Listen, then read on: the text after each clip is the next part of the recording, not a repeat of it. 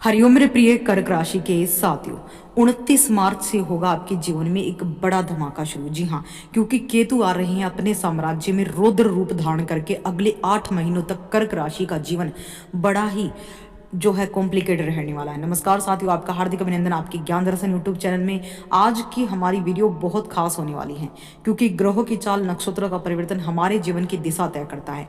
आज के इस वीडियो में हम एक बहुत ही महत्वपूर्ण विषय पर चर्चा करने वाले हैं जो आपके आने वाले समय पर गहरा प्रभाव डाल सकता है। जी हाँ, चाहे आपकी राशि कर्क है या कर्क लगन है या चंद्र कर्क है, तो आपका यह परिवर्तन आपको बदलने वाला है। आपके धन भाव में कुछ बड़ा होने वाला है। जी हाँ, ये बड़ा केतु के प्रभाव से होगा। जी हाँ, 29 मार्च 2026 को केतु मघा नक्षत्र में परिवर्तन करेंगे।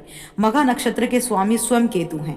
केतु को एक रहस्यमय और आध्यात्मिक ग्रह माना जाता है। यह अचानक होने वाले बदलाव, कर्मों के परिणाम, आंतरिक विकास का कारक है। इसलिए इसके प्रभाव आपको अचानक कभी सकारात्मक तो कभी आपको परेशानी वाले तो कभी उन्नति के द्वार खोलते हुए नजर आएगा। अब कर्क राशि के जातकों के लिए केतु का मघा नक्षत्र में आना, अपने साम्राज्य में आना, रौद्र रूप धारण करके कितना फायदेमंद है। देखिए, केतु वर्तमान में आपके धन भाव में सेकंड हाउस में बैठे आपकी कुंडली के, जहां पर सिंह राशि आती है। आर्थिक स्थिति और धन लाभ, जी हाँ, अचानक खर्च बढ़ेंगे। दूसरे भाव में केतु की उपस्थिति और मघा नक्षत्र में केतु का होना धन के संचय में बाधा उत्पन्न करेगा। आपको अचानक और अप्रत्याशित खर्चों का सामना करना पड़ सकता है। दूसरा है निवेश में सावधानी। इस समय किसी बड़े निवेश या जोखिम भरे काम से बचें। धन को लेकर किसी पर भी आंख मूंद कर भरोसा ना करें। दूसरा है वाणी और संवाद। जी हाँ, कठोर वाणी। केतु के प्रभाव से आपकी वाणी में थोड़ा कड़वाहट, स्पष्टवादी बढ़ सकता है। बातचीत करते समय शब्दों का चयन सोच समझ कर करें, अन्यथा बनते काम बिगड़ सकते हैं। आपके बोलने के अंदाज को लोग गलत समझ सकते हैं, गलत फहमियां बढ़ सकती है, विवाद हो सकता है। तो इस चीज से आपको बहुत चौकन्ना और सतर्क रहना है। तीसरा है पारिवारिक जीवन। जी हाँ, पारिवारिक कलह। परिवार के सदस्यों के साथ वैचारिक मतभेद होने की संभावना है क्योंकि धन भाव हमारा कुटुंब वाणी का घर भी है।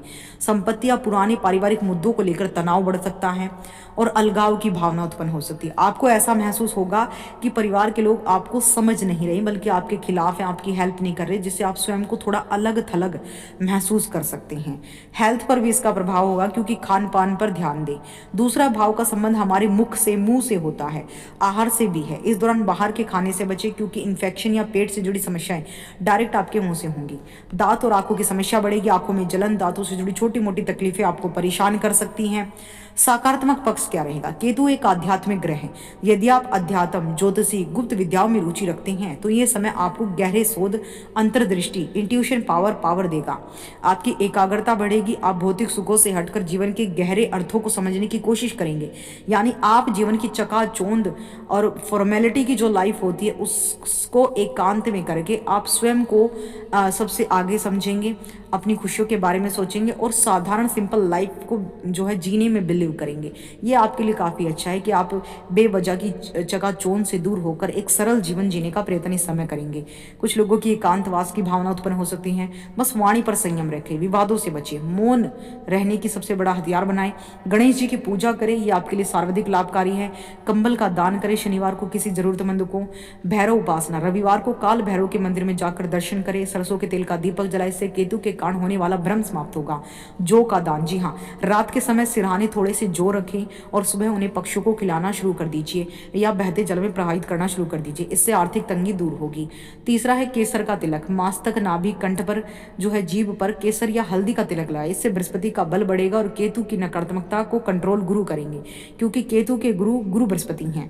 गणेश जी को दुर्वा, हर बुधवार गणेश जी को 21 दुर्वा घास की माला अर्पित करें। इससे जो है आपके जीवन में, व्यापार में, साझेदारी में जो तनाव है, धन को लेकर जो परेशानियां, उन सबसे मुक्ति मिलेगी। और सबसे अहम उपाय, दुर्गा चालीसा का नियमित रूप से पाठ करना, शिवलिंग का रुद्राभिषेक करना, यानी काले तिल डालकर जो है शिवलिंग का अभिषेक करना, रोजाना ओम नमः शिवाय का जाप करना आपके लिए सर्वाधिक लाभकारी होगा। तो ये वीडियो आपको कैसी लगी मुझे कमेंट सेक्शन में अपनी राय जरूर बताइएगा। अगर आपको भी केतु के महागोचर से संबंधित कोई डाउट है तो कमेंट सेक्शन में लिख भेजिए। वीडियो को लाइक करें, शेयर करें। जय माता दी।